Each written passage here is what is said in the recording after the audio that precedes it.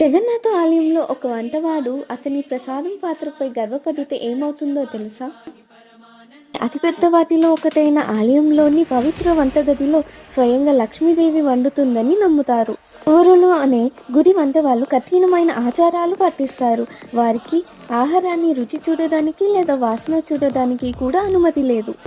వాడు ఈ రోజు నేను రుచికరమైనది వండాను అని అనుకున్న ప్రతిసారి ఒక కుండ రహస్యంగా పగిలిపోతుంది లేదా ఆహారం చెల్లిపోతుందట.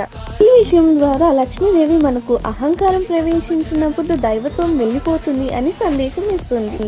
ప్రసాదమైన కలైన సేవైన ప్రేమతో అందించండి, గర్వంతో కాదు.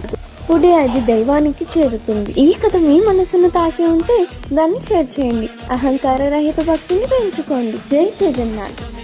ఈ వీడియోని చూసినందుకు thank you. Like, comment, share తప్పక చేయండి. ఇలాంటి మరిన్ని వీడియోస్ కోసం